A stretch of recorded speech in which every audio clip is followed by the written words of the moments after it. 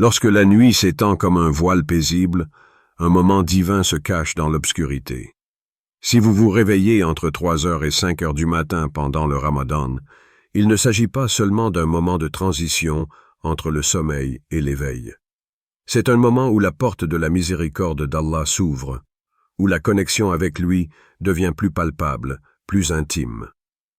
Le prophète Mohammed, paix soit sur lui, disait « La meilleure partie de la nuit, c'est la dernière partie, et c'est là que le Seigneur se manifeste à ceux qui se lèvent pour l'adorer. » Sahih Muslim. Il s'agit ici d'un appel spirituel profond, une invitation à se rapprocher de notre Créateur. Mais comment pouvons-nous maximiser ce moment? Comment pouvons-nous transformer cette période bénie de la nuit en un tremplin vers la purification de l'âme? Ce matin-là, où tout semble calme, commence avec la première des 6 choses essentielles à faire. 1. La première chose à faire. Faire des doigts et des supplications sincères. Il est 3 heures du matin. Le monde est plongé dans un silence profond, et c'est dans cette atmosphère paisible que vous vous réveillez, éveillé à un moment privilégié. Avant même que vos pensées ne commencent à s'agiter, avant que le bruit du monde ne vienne vous déranger, il y a un appel plus grand qui vous attend. Un appel venant directement d'Allah, une invitation à vous tourner vers lui. Le Coran nous rappelle « Et quand mes serviteurs t'interrogent sur moi, alors je suis proche. Je réponds à l'appel du suppliant lorsqu'il m'appelle. » Surat Al-Baqarah 286. C'est un moment de proximité intime avec le Créateur, où il attend de vous que vous vous tourniez vers lui avec un cœur pur et sincère. Lorsqu'on se réveille dans les heures de la nuit, c'est comme si l'univers entier était suspendu dans l'attente d'une parole qui pourrait toucher le ciel. Il n'y a pas de distraction, pas d'interférence, seulement vous et Allah. C'est un instant rare où la porte de la miséricorde est grande ouverte. Imaginez ce moment où, dans le calme de la nuit, vous avez l'opportunité de lui parler, de le louer, de le remercier pour les bénédictions, de lui demander guidance et réconfort. Vous êtes libre d'exprimer vos craintes, vos désirs, vos doutes et tout ce que votre âme porte. Le silence autour de vous permet à chaque mot de résonner plus profondément dans votre cœur. Le prophète Mohammed, paix soit sur lui, a enseigné que la nuit est un moment précieux pour les doigts. Il y a 1 heure, durant la nuit, où aucun musulman ne demande à Allah quelque chose de bon, qu'il ne lui accorde pas. Sahih Muslim. Et dans cette période, les bénédictions descendent, les âmes sont purifiées, et la miséricorde divine inonde celui qui se tourne sincèrement vers Allah. C'est la puissance des supplications faites dans le silence de la nuit. L'histoire de l'imam al-Shafi'i nous rappelle l'importance de ce moment sacré. Il se levait chaque nuit avant l'aube, s'isolant dans son espace sacré de prière. Il récitait des versets du Coran, demandant à Allah de purifier son cœur, d'accepter ses prières et de lui accorder ce qu'il y avait de meilleur dans cette vie et dans l'au-delà. L'imam ne cherchait pas uniquement la récompense d'Allah, mais cherchait à renforcer ce lien spirituel unique qui naît dans l'obscurité de la nuit. C'est dans ce silence, loin des distractions mondaines, que l'âme trouve une pureté que les mots ne peuvent exprimer. Si l'imam al-Shafi'i, un des plus grands savants de l'islam, trouvait du réconfort et de la lumière dans ses doigts nocturnes, comment pouvons-nous, nous aussi, négliger cet instant sacré? Ce moment où nous pouvons nous approcher d'Allah sans interférence, sans limite. Chaque supplication, chaque prière faite à ce moment particulier est plus qu'une simple demande. C'est un acte de soumission totale, une offrande sincère d'une âme en quête de purification. C'est également un temps pour la gratitude. Lorsque vous vous réveillez dans la nuit, avant même de poser une question ou de formuler une demande, Pensez à remercier Allah pour la bénédiction du Ramadan, pour la chance de pouvoir faire ce jeûne, pour chaque souffle que vous prenez, pour la clarté que vous trouvez dans cette période de répit spirituel. Dans chaque invocation, dans chaque « Ya Allah » qui sort de vos lèvres, il y a un écho de votre foi, un écho de votre soif de rapprochement avec le divin. La beauté de cette pratique est qu'il n'y a pas de formule magique ni de répétition mécanique. C'est une conversation du cœur. Vous êtes seul dans l'obscurité, mais jamais seul dans l'essence de votre supplication, car Allah est toujours plus proche de vous que vous ne pouvez l'imaginer. Il est là, écoutant attentivement chaque mot, chaque souffle. Une véritable rencontre spirituelle. Que ressentez-vous lorsque vous vous tournez sincèrement vers Allah, dans la solitude de la nuit, sachant qu'il vous écoute attentivement? Ressentez-vous la profondeur de cette connexion, ce lien divin, et l'intimité de ce moment de supplication? 2. La deuxième chose à faire. Effectuer la prière de la nuit, Qiyam al-Layl. La nuit, ce moment où le monde semble s'endormir, où le silence règne et où les étoiles brillent silencieusement dans le ciel, devient un lieu sacré pour l'adoration. C'est dans cet instant de tranquillité que le prophète Muhammad, paix soit sur lui, nous a guidés vers une pratique spirituelle d'une grande profondeur, la prière de la nuit ou Qiyam al-Layl. Cette prière est un acte d'adoration sublime, un moyen puissant de purifier notre cœur, de fortifier notre foi et de nous rapprocher d'Allah. Le prophète, paix soit sur lui, a dit « Le meilleur jeûne après celui du Ramadan est celui du mois de Muharram, et la meilleure prière après celle de l'obligatoire est la prière de la nuit. » Sahih Muslim. Ce hadith nous rappelle l'importance de cette prière en dehors des obligations quotidiennes. Ce n'est pas une prière ordinaire, mais un acte spirituel extraordinaire qui transforme celui qui l'accomplit. Chaque fois que vous vous levez pour prier dans la quiétude de la nuit, vous vous offrez un moment de purification et de connexion intime avec Allah. L'univers autour de vous se tait, le monde dort, et vous êtes seul devant votre Seigneur, dans une atmosphère de paix absolue. C'est un moment où votre âme peut s'élever, où vos pensées peuvent se libérer des distractions, et où chaque mouvement dans la prière devient une purification de votre cœur. Chaque raka, chaque mot, chaque geste devient une opportunité de soulager l'âme, d'élever l'esprit, et de se purifier du fardeau de la vie quotidienne. Dans la solitude de la nuit, chaque acte de vénération devient un acte profond de soumission.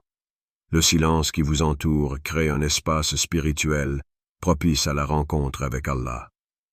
Et dans ce moment de tranquillité, vous êtes invité à vous tenir debout devant lui, humble et sincère.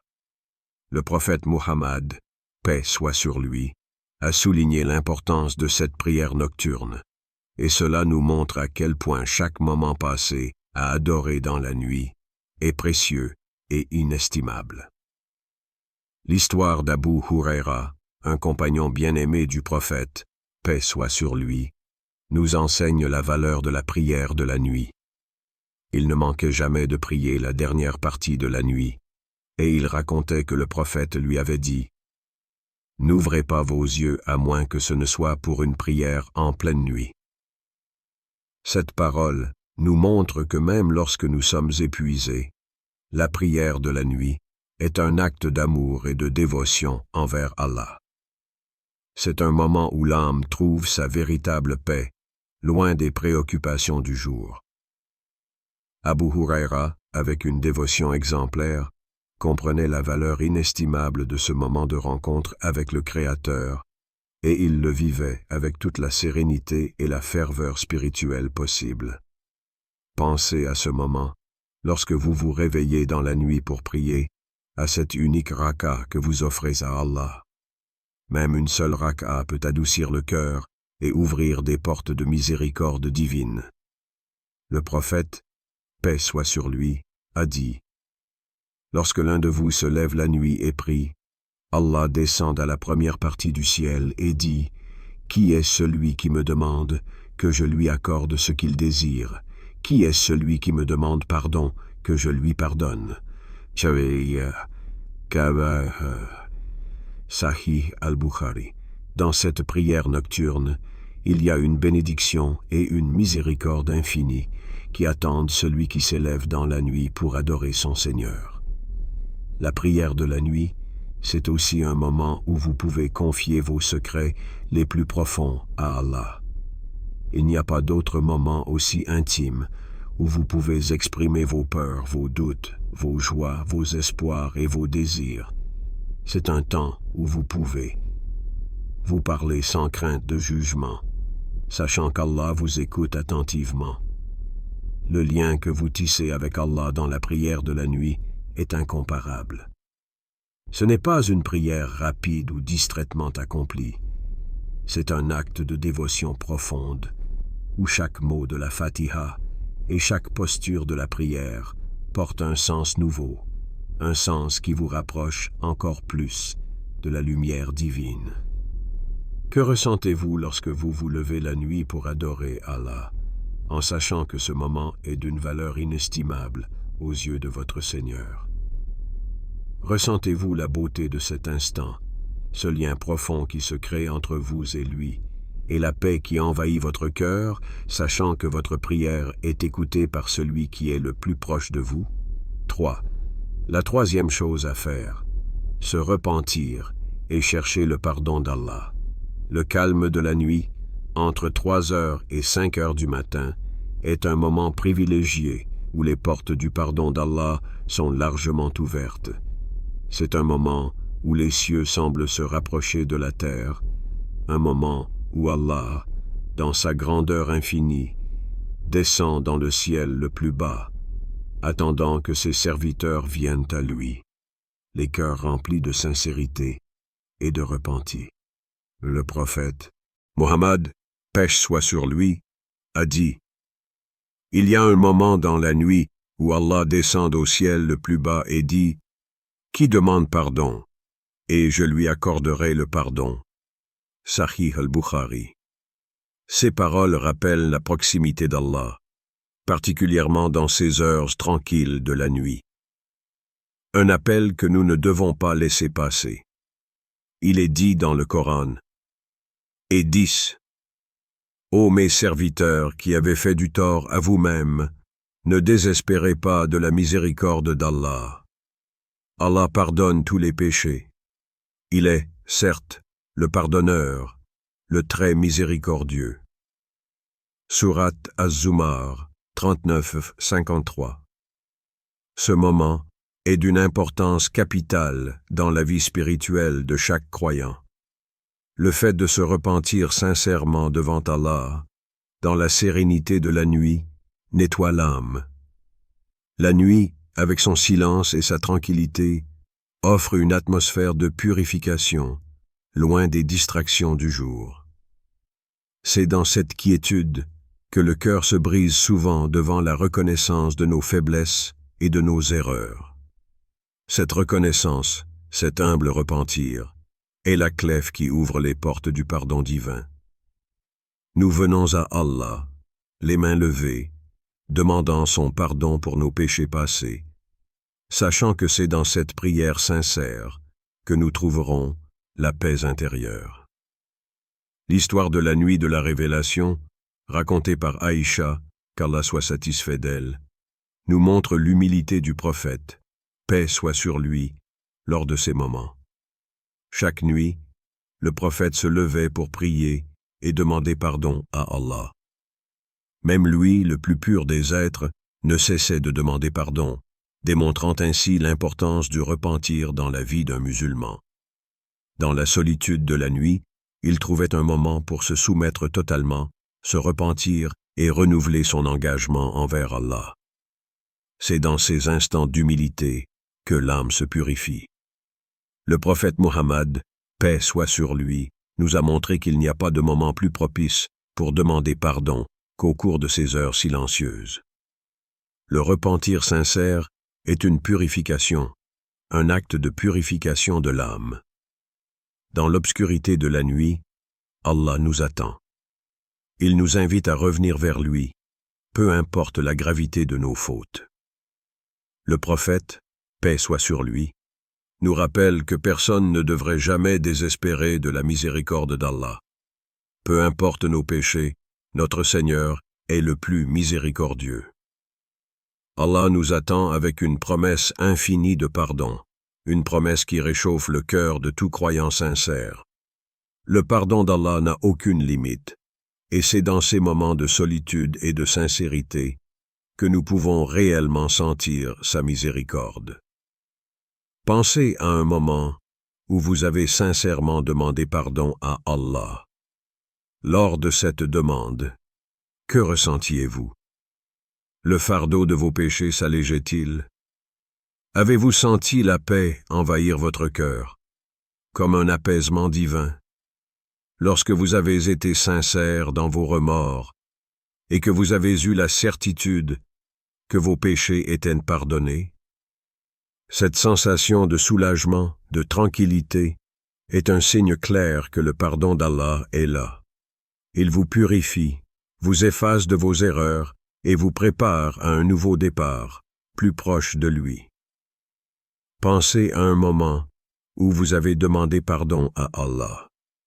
Qu'avez-vous ressenti lorsque vous avez été sincère dans vos remords et que vous avez senti son pardon? Cette expérience a-t-elle changé quelque chose en vous? Est-ce que vous avez remarqué la paix intérieure qui vous envahit lorsque vous vous tournez véritablement vers Allah, le cœur purifié et l'âme libérée de ses fardeaux? 4. La quatrième chose à faire. Faire le dhikr, le rappel d'Allah. Le dhikr, le rappel constant d'Allah, est une pratique spirituelle d'une profondeur infinie. C'est un moyen puissant de maintenir une connexion intime et constante avec notre Créateur. Le Coran nous rappelle à quel point cette pratique est bénéfique pour le cœur. Ceux qui croient et dont les cœurs se tranquillisent par le rappel d'Allah. N'est-ce pas par le rappel d'Allah que les cœurs se tranquillisent? Surat Ar-Ra'd 13-28. Ces mots sont un appel à la paix intérieure, à l'apaisement et à la tranquillité qui naissent du simple fait de se souvenir d'Allah. Le dhikr n'est pas seulement un acte de prière, c'est un acte d'amour, de soumission et de purification. Entre 3h et 5h du matin, le monde est calme et paisible. C'est le moment idéal pour s'immerger dans le dhikr, pour permettre à notre cœur de se purifier de toute distraction et de se concentrer entièrement sur le souvenir d'Allah. Dans le silence de la nuit, chaque mot prononcé lors du dhikr devient un acte d'adoration profonde. Lorsque vous dites « Subhanallah »,« Alhamdulillah » ou « Allahu Akbar », que simples invocations, purifiant non seulement votre langue, mais aussi votre cœur et votre âme. Le dhikr devient alors une lumière qui illumine l'obscurité de la nuit, apportant une clarté spirituelle et un apaisement sans pareil. La répétition de ces mots divins transforme chaque respiration en prière et chaque souffle devient une forme de dévotion. Le prophète Muhammad, paix soit sur lui, a dit que l'une des meilleures pratiques pendant la nuit est le dhikr, car cela éveille le cœur et le rapproche d'Allah. L'histoire de Sayyiduna Uthman, qu'Allah soit satisfait de lui, en est un parfait exemple. Lorsqu'il se levait pour la prière de la nuit, il passait des heures en prière et en dhikr, récitant des invocations et des versets du Coran. Son cœur était rempli de lumière et son esprit baignait dans une tranquillité totale. Il incarnait ce lien spirituel pur et constant avec Allah, ne laissant rien troubler sa dévotion. Le dhikr lui apportait la paix, le réconfort et la lumière intérieure, le guidant dans toutes les épreuves de la vie. Le dhikr a cette capacité unique de transformer notre être intérieur.